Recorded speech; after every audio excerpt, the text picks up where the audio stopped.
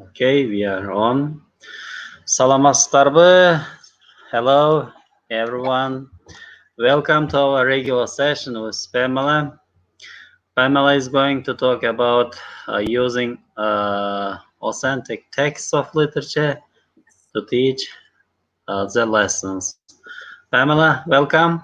Okay, thank you. Okay, I will share my screen now. Yes. Okay. All right, can everybody see my screen?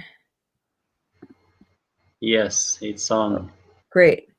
So we're going to talk about teaching reading skills through literature. So fiction, maybe sometimes autobiography of some interesting person's life, but memoirs, yeah, a lot of fiction that is considered part of the literary canon of the English language. So we're going to talk about, we know what literature is. So we're going to talk about first integrating it into the classroom, what some of the benefits, some of the disadvantages, and then how to do it effectively, what to think about.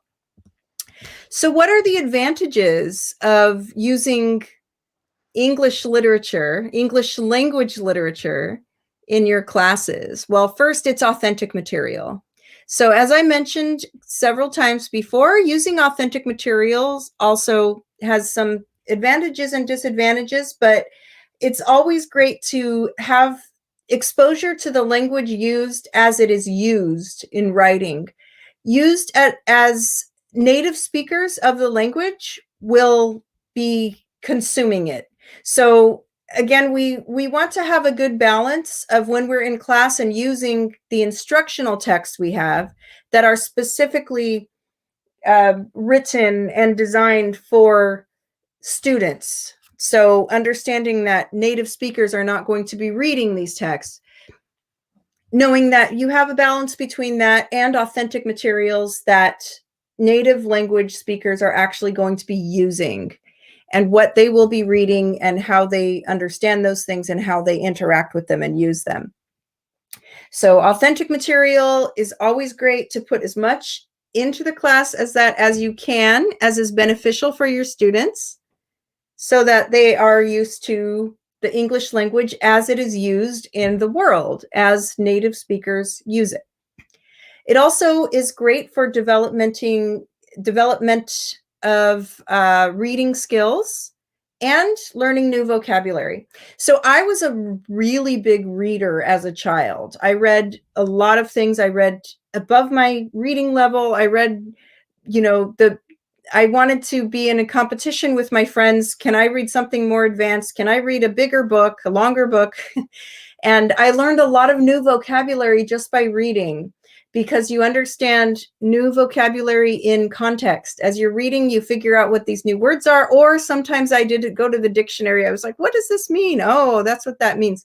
So anytime you can get students to be a little bit outside of what is really comfortable for their level, really pushing and learning new words. It can actually bring a lot of the cultural context of the language into your classroom. So a lot of times we want to learn not only about how to communicate with the language, but what comes into what the language is. What are those informants into what makes these certain words, certain phrases? Where did they come from? Why do people use those certain phrases? So we can find out some of the origins of those, or some of them in actual usage. And also we can go cross-disciplinary. So that means that we are learning about other topics at the same time that we are learning English. So we're going to also be learning concepts such as English as a global language, English language throughout history. You can have any kind of topic that is something related to other classes they're taking. So if they're doing a project in science class, you can have some kind of thing. Maybe Frankenstein is a fun one. But really, the topics that you can pull from can be a lot of fun. And it can actually serve as an example or a template for writing themselves. So the best way to become a good writer is to become a good reader, because you just naturally read over and over and over again how the English language is written. You get those examples of the way sentences are structured, the way words are used, the way people express certain ideas through the written word. And I always, again, because I read a lot just for fun, because I enjoyed it, I started excelling in my writing courses as well. And I started taking more advanced courses in those subjects, not in math, but in reading and writing and English language and foreign language as well. So anytime that you can expose them to more and more natural expression of the English language, it's better for them to do their productive skills as well. You want to include productive exercises, but the exposure of these things is really helpful for them as well. So why would you not use, or here's some more examples of some of the classic ones. I know it's a little fuzzy, but these are from the high school reading lists that are suggested. We'll talk about that a little later. What are some of the disadvantages? What are some things that make it a little bit difficult, or why you wouldn't use it all the time? So first, you have to choose any kind of text, of course, whether it's a textbook or authentic materials. You have to choose it at the appropriate level. So this is a little difficult for multi-level classes. If you find 1 year or 1 semester you are given a class where your lowest level student is very, very, very low and your highest level is very, very, very high, you might not be doing so much of the literary work. If you have a class that is maybe 10th or 11B, and they are all at the same level, all very high, then it's a great opportunity to push them a little bit and do this. If you have a class that is all very low, you can still do it, but you just make it very, very simple for them. So you adapt the assignment for the exercise that you're doing for the text. It's a little harder if you have very high level and very low level, because you don't want the low level to be lost, but you also don't want the high level to be very bored or going over things that are already very familiar to them. So this is best for when you have a class that is pretty equal as far as where their language ability lies. Another disadvantage, this depends on the text that you're using. Many colloquial, meaning like just how people speak in normal, not very formal, and slang, we know slang. I've had a lot of questions about slang before. A lot of colloquial and slang vocabulary and phrases are used. So this might be not so useful for them. So it might be in a particular region. There's a lot of great literature that came from one small part of America, or one small part of England or Australia or something, and they have a very specific way of talking. And so it might be interesting, but for a lower or mid-level, it's not maybe very useful for them to learn those kinds of things. There might be historical dialects also, something that is not used anymore. So I noticed even sometimes some of the books that I saw teaching in different areas, they had very old textbooks, and the words aren't used anymore, the phrases aren't used anymore. So it was even foreign to me. I had to look up, say, what is this? This is wrong. Like, how I've never heard this. And it turns out it was from, it was a very old way of saying things, but it's not natural speech for contemporary English and communication as we're using it as an international language today. So you want to make sure that if you are going to use some short stories or novels or biographies or something like that, that it's you don't have too much of that regional dialect, something that's only spoken in that one state or that one area of the country, or something that is not used anymore, and teaching them that. So it might not be useful for your students' goals. If you're teaching in university, so for example, I had a wonderful teacher who was also getting her advanced degree, and she was working with Mark Twain. So Mark Twain is great to read historical regional dialect if you are studying Mark Twain, if you are specifically studying those books. If you are just studying English as communication and to pass maybe the TOEFL or the IELTS, or to travel or to go in higher education, it might not be so helpful. But if you want to know how to analyze Mark Twain, then that's perfect. So it depends on the student's goals. So I would say overall for the ages that study English in regular school, and then the ones that are studying in university, a lot of them you really have to look for if it is contemporary English, if it is international English, if it's written in a kind of language that's going to be helpful for what your students need. Preparing an effective and dynamic lesson can be time consuming. So this, depending on how good you are at finding pre-prepared lessons online, we'll talk about that a little later, you might need to do a little bit extra work yourself to make this work.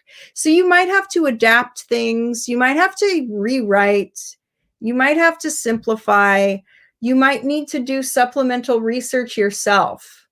So a lot of these things are so culturally specific. So I did readings in college that had to do with like Hawaiian English, or English in different areas of the world, Indian English, where, because it wasn't American English or British English that I was very familiar with and grew up with these phrases and knowing them, that I had to do research to find out exactly what these phrases were. So that's something that you don't want to have the student ask you in class and you don't know. So you have to do a little bit of research on your own to be really familiar with those things, so that you can answer those questions and you really understand what's happening in the text. Understanding certain cultural or historical aspects. So it could take a lot of research on your own. That is to say, though, a lot of these lists, a lot of these reading lists, and a lot of these suggestions for books, if you have very strong students that are very interested in a particular aspect of English, or they are very strong and they have an interest in a certain topic, you can definitely give these as suggestions for them to do on their own. And then they can do that kind of research and they can find out, why don't I understand what this phrase means? Why do I not understand what this word means? And now with the internet, we can find all the information. So that could be something that for some of your stronger students, you can say, I know you're a little bit, beyond what we can do in class, but if you want to go beyond this. And I've had students that actually introduced me to new literature because they were so interested in reaching beyond and learning those things. They said, well, teacher, have you read this? And I said, well, no, I haven't.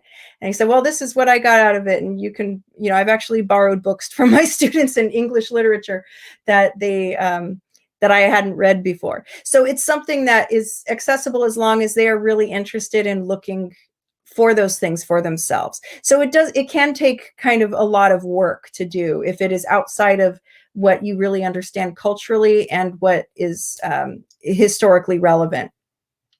Also, this last sentence is something that I learned a lot over the years as well, because I've taught both English literature to native speakers in high schools.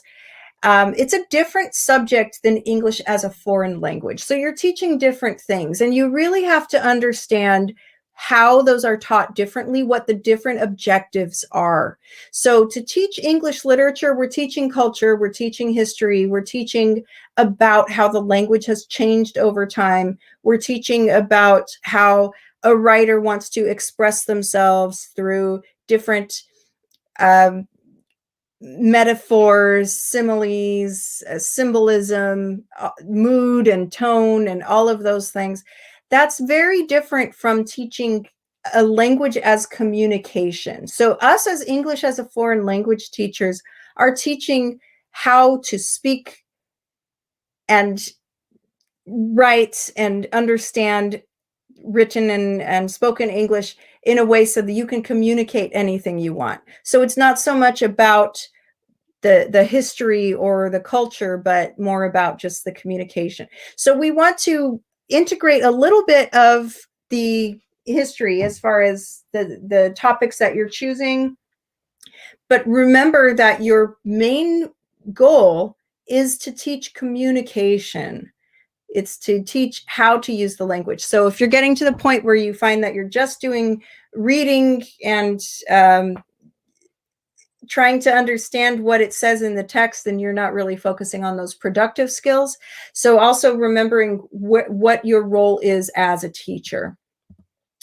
Not to say that any of these things cannot be turned into advantages, right? So if you use it in the right way in your classes, all of these things can be really great. They can be part of the lesson and be very effective. You can make sure that you have the appropriate level. You can use a little bit of slang and colloquialisms to teach a little bit about what these things are, how these things are used, and depending on the goals of the students, it might be useful.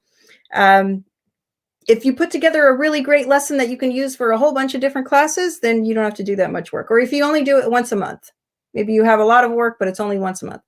And doing cross-disciplinary stuff is always really great. It's very challenging to the students, and it is very, very useful. So here's some of the 50 for middle school. So you can look up, do a Google search for these kinds of things. So how do you do that? So as I mentioned, you can do Google search. So look for topics that are interesting to your students and relevant to the course curriculum. So I've mentioned this over and over again before, right? You are going to be motivated to use the language and to learn it if it's interesting to you. So I find when I'm studying a foreign language, if I'm given a text about something in another language that I have absolutely no interest in, I'm not going to read it. I'm going to say, you know what? If I have to read this, I'm going to read it in my first language. I'm just not motivated enough to think in another language and use my brain in that way, and also try to comprehend something that's really boring. If I get a notification on my phone, like, oh, this new article came in Spanish about this, this topic, and I'm very interested in it, I will open it up and I will read it and I will try to get the information. So remember that being interesting to your students is really, really important. Being relevant is the same. They're going to be interested if it's relevant. So make sure that it's not only relevant to their lives, but it's relevant to the course curriculum that you're doing. So don't, so try to avoid taking something and just, I think this topic is interesting, and so we're going to put it in the middle of this lesson, and we're on Fridays, we're going to do a little bit of reading literature. Okay, that's great. But we want to make sure that it is really relevant to what they're learning. So in any topic that you find in your text, you can find some supplementary literary text that's going to be complementary to that. So make sure it fits within the course curriculum. Also, you don't want to waste the time, right? Because we all know we have the Ministry of Education says you have to cover these kinds of topics. You have to do these chapters, and so it has to be within those certain topics. So you don't want to go outside of that and be crunched for time on the rest of it. So be sure the language used is at the appropriate level. Of course, that's what I mentioned as far as effectiveness. Look up reading lists for the age you teach. So there can be a lot of reading lists, like reading lists for elementary school, reading lists for middle school, reading lists for high school. You can even go by grade if you want. So many can be found online, along with the coordinated learning targets and discussion questions. So sometimes you will find full lesson plans for these texts online. So that is really great thing to see. So we'll look a little bit at that right now. So if you just put in reading lists for, look at all of the different ones that come up immediately. So say you're teaching 7th, 8th grade. So we're going to go middle school students. So here, the first thing we have is 50, right? 50 refreshing and relatable books to teach in middle school. So depending on what level your students are too, middle school might be more appropriate for your high schoolers because it's second language. This is for native language students, right? So if there's something that is made for 11th graders in a native English speaking country, then it probably will be more like 8th graders or 9th graders in Kyrgyzstan, just because it's not the first language. So you must read books for middle school students, and they'll give you a reading list. And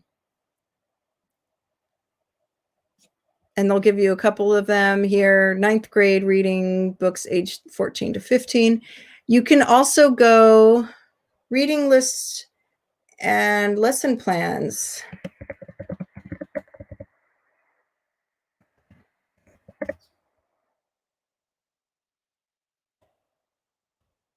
Lesson plans for teachers, summer reading lessons and activities.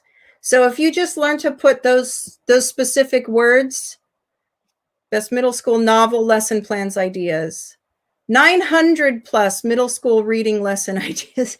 So you see there's more than what you need. You're not going to use 900 maybe in your whole entire life, but and then they go by different topics, Earth Day, right? So, and you can do this for high school, 9th grade, 10th grade, 11th grade, 7th grade, university, first year university, any of those kinds of things. If you also, if you do teach university, you can also look for university intro to English literature reading lists as well. So that's a good way. I mean, you will have more than enough stuff to work with here. It's some of the accessibility is a lot better now as well. Also, yes, look at this. Many abridged texts are available for the lower levels. So abridged means that the novel or whatever kind of writing has been shortened. So they've taken away extra things that they don't need. It's been simplified. It's already shortened for you. So you can just assign that to read and they get the idea, they get the storyline. You can do comprehension questions, discussion questions, all of that in kind of a shorter, and some of these novels are really, really long and your students might not be with you the whole time for that. And it's easier for you to integrate it to lesson plans or to like a longer project. So here's some more examples. Okay, so some tips when you're using literature in the classroom. So this is really important to me, and this is really important to all educators in America ever since I can begin studying, I mean, as long as I remember. Remember that English is an international language.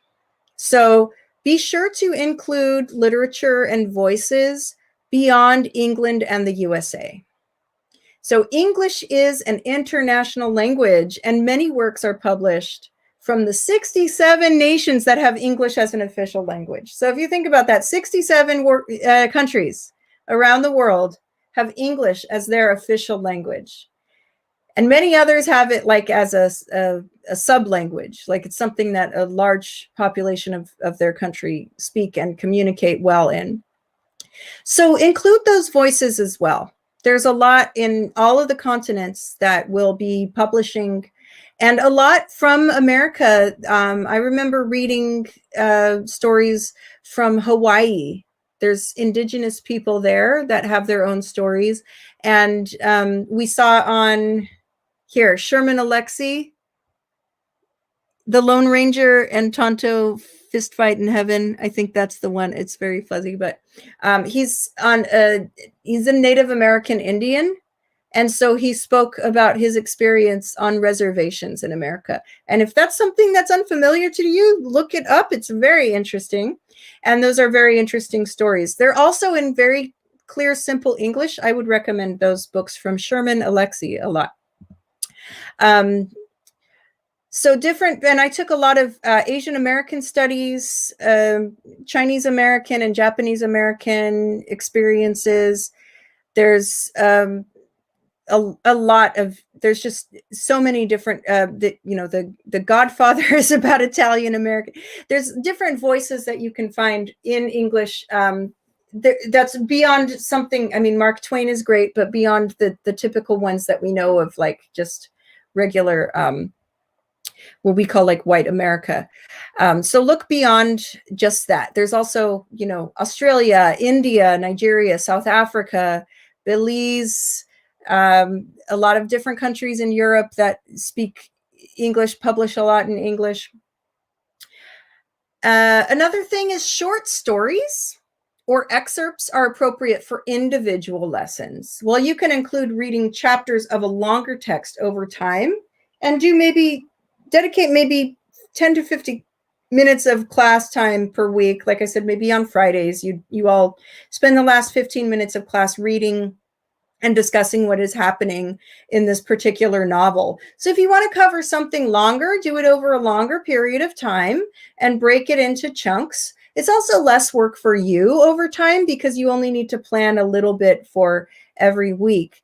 But if you use short stories, there are some short stories that are really excellent that you can do an entire class just based on a lot of different activities, word scramble, sentence scramble, comprehension questions, just like we talked about any of our reading lessons, authentic materials, or adapting some of those exercises from what's in the text. Any of those can be used for like a short story or a short piece of a longer work. So if you look up excerpts, like when I taught high school English literature last time, they would include as part of the curriculum just excerpts of like small pieces of a longer work so that the students get an idea of what these works are, and they can go and finish it on their own if they're very interested, but just so that they are exposed to that. And then they get a lot of them rather than just focusing on one long one for a while. But you can get a really good idea. It's kind of like a short story from a longer piece. And you can also look that up. If you find a work that you're really interested in, but you're like, wow, this is really too long, you can put excerpts from or lesson plans of, whatever the work is. Be sure that your activities serve your learning objectives. So integrate the use of the text into your SMART goals for your lesson plan or plan for the quarter. So the idea shouldn't be that, okay, I want to use literature in my class and then I'm going to make the lesson plan. Think about what the objectives of the lesson plan are. What do you want to teach? And then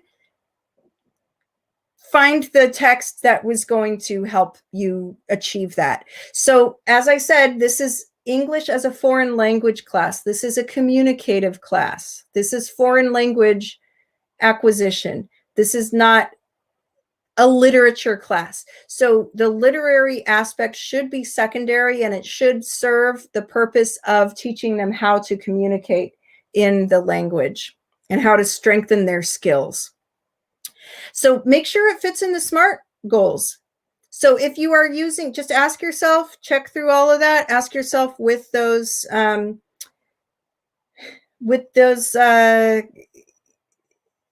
objectives with your SMART goals compared to the text that you're going to use. Okay, is the thing that I'm getting from this text to share with them specific? Is it measurable, achievable, relevant, and time constrained? The relevancy, I think, is the most important one here. So you want to make sure that you pick something that is going to be really, really helpful for them in what they're learning at the time. And again, this goes with that, making sure it's serving the learning objectives and the whole objective overall as being communicative. Focus your extension activities on production. So find a way to interact with the text, whether it's discussion, whether it's writing a reflection, whether it's creating a skit with other students. If it's something that is they do on their own or they do as a group, make sure that there's some productive aspect that they are engaging with the material. Avoid memorization of texts or translation assignments. So that's not really focusing on production. So memorization means that they've memorized it. That's all it means. It doesn't mean they understand it. It doesn't mean they can use it for communication. It doesn't mean they've learned anything about it. It just means that they've memorized it. And again, yeah, translation, we want to use these texts as a tool for communication, not just that they understand it to begin with. Remember, the underlying goal of the course is that they are communicating in this other language, that you're trying to get them as strong in expressing themselves in this language as they are in their first language. That's the goal. And now we are at questions. Perfect timing. So do we have any? Okay, great. Yeah, we have a lot of comments and questions. Great. Okay, and hellos. Yes, and greetings. Hello, hello. Good morning, good evening to you. Okay, where are we? Yes, there are disadvantages. Many colloquial and slang vocabulary in different dialects, and it would be difficult for students to understand. That's why it's very important to read it yourself first and decide, is there too much colloquialism? Is this outside of what is really going to be useful for them? I mean, you definitely could teach them what those words mean, but what are they going to do with that information afterwards? Is it going to be interesting for them? Is it going to be useful? And again, you might have some of those students that are really interested in that. And they're like, I've heard about this. I know that every American student has to know this when they graduate high school. So I want to know it too. And you can definitely recommend that to those kinds of students. But some of them that rely too much on that, we're trying to teach English as an international language. So you're absolutely right, Kenjubu. I agree. Yeah. English literature. I agree with you that English literature is a different subject than English as a foreign language. We teach English as a foreign language. Yes, exactly. So that's what we want to keep remembering, that is our job and that is our goal. So if we are not using the literature to support that goal, then it's not maybe an effective lesson for that class. They have Russian literature class, right? So they're learning about how to do literature. And do you have Kyrgyz literature? Yes, as well. You study in your Kyrgyz language classes, the students. So they have this concept of how to interact with those kinds of things. So it's not so important that they get it all the time in their maybe third or fourth, maybe fifth language. Okay, how many times is it normal to use authentic materials in a lesson, in a month or in a semester? So you want to use authentic materials pretty often. So authentic materials, remember, can be a wide range of things. It doesn't have to be a novel this thick. It can be, remember when we were talking about listening exercises, it could be a 3-minute YouTube clip. If it's for speakers of English who are native speakers, then that's an authentic material. It could be a menu that you're bringing in and talking about food and how to describe food and where the prices are, how to say numbers.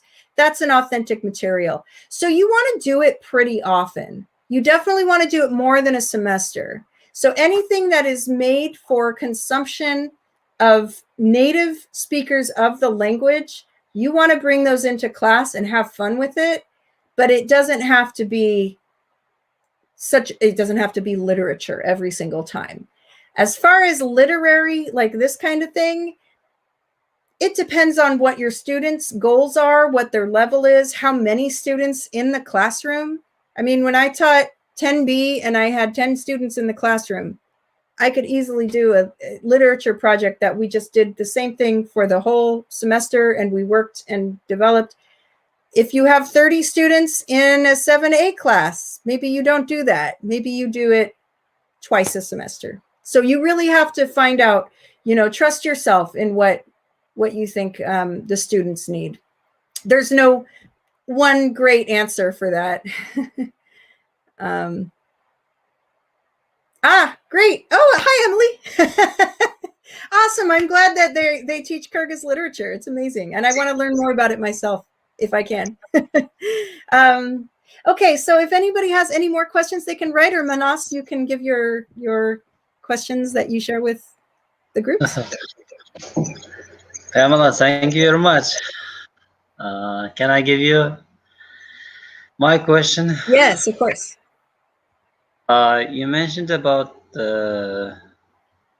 memorization and avoiding translation. Right. Yes. So from your experience, and I know from my experience that our students at secondary school and at the college, they learn by heart texts in order to. Yeah. So, what is a good way? Can you suggest them not to learn by heart the whole text? Right. Yeah. So comprehension questions are much better. So if you have a certain amount of questions that you have prepared, or you can find them in the lesson plans online that show that the student has read what is in the text and the question is directly related to the text is giving you those answers, that is so much more beneficial as far as really knowing that they understand what they have read rather than memorizing it.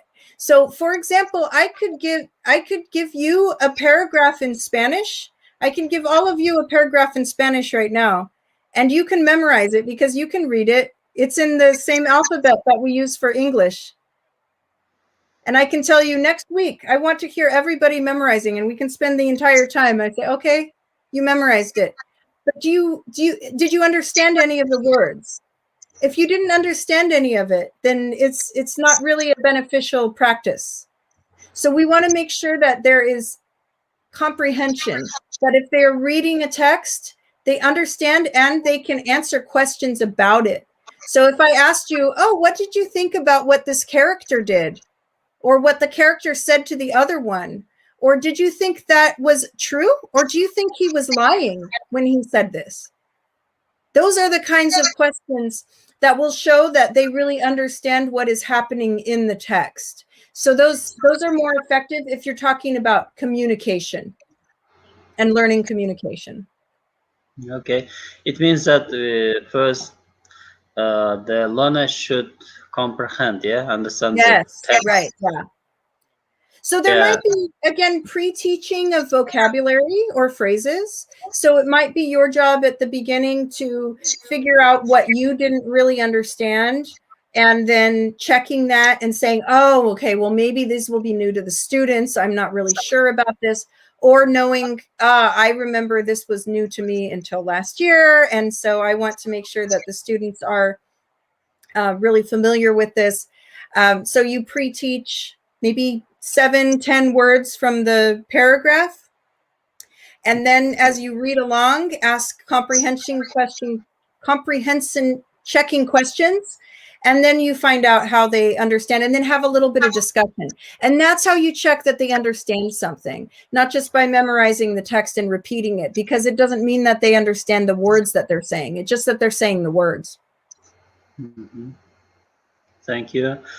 Next question is about disadvantages. You mentioned that while reading texts, we face like many slangs, scientific terms, maybe. Yes, it's very specific things, dialectical words. So what do you suggest? Just skip these words? If we skip these words, we lose the meaning of the... So I would suggest not using those kinds of texts.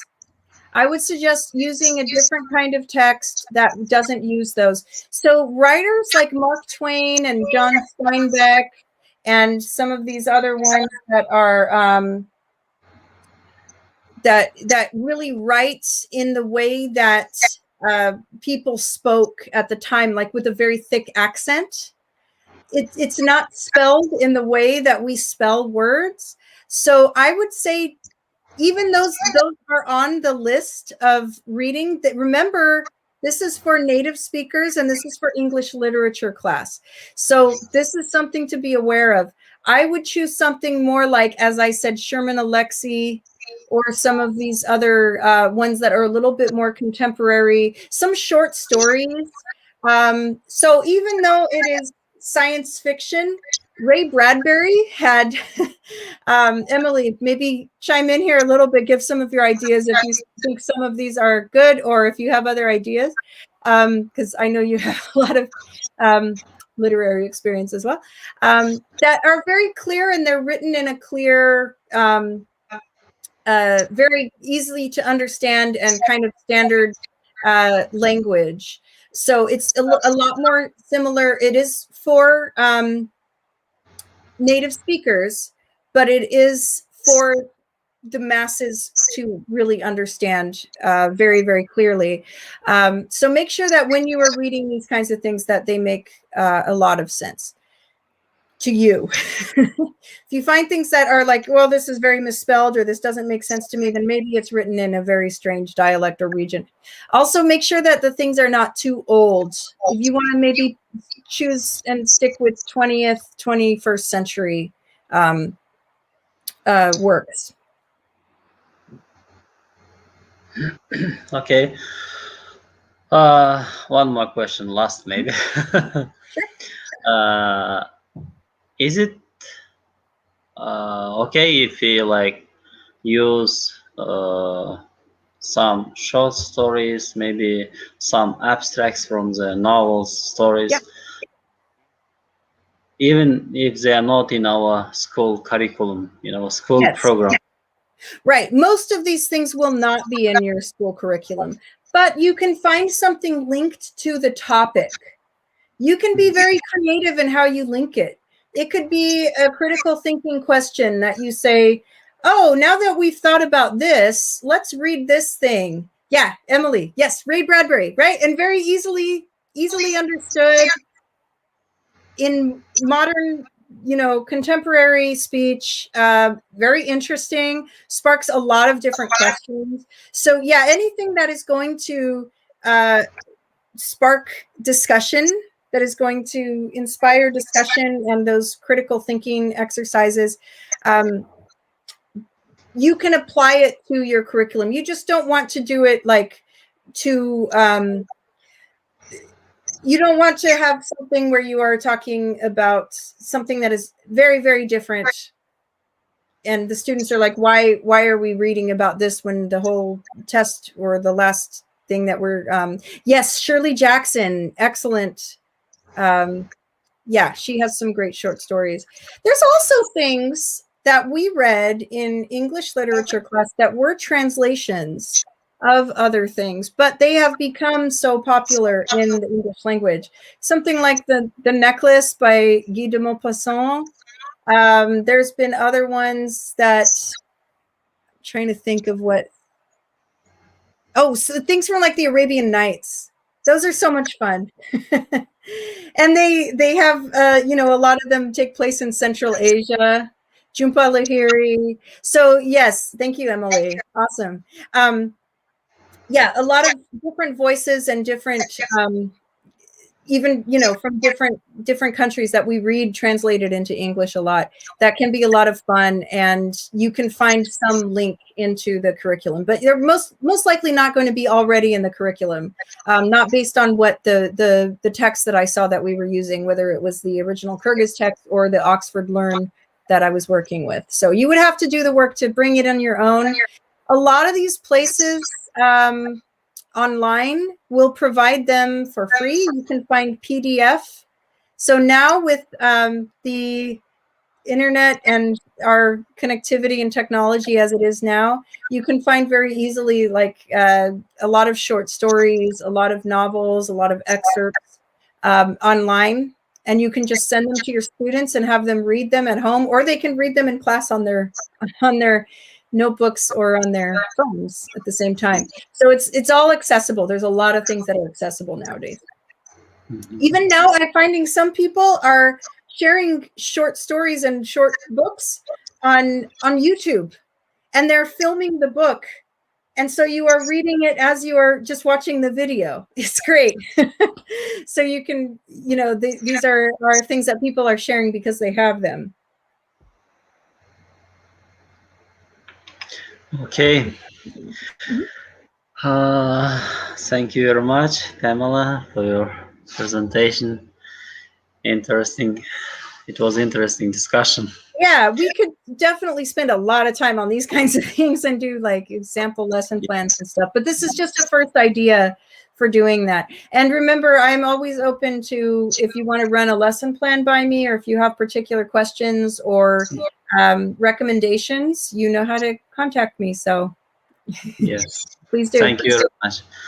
Dear participants, dear teachers, thank you very much for your participation and the questions. If you couldn't join us online, you can review Pamela's presentation on our Facebook page. Pamela, thank you very much again. Thank you. hope we'll meet next week. I will discuss the topic for the next week and send you via WhatsApp. Okay, cool. Thank you very much. Have a good night. Thank you for hosting me. Bye. Jaksha Kalanistar. Rahmatun. Rahmat.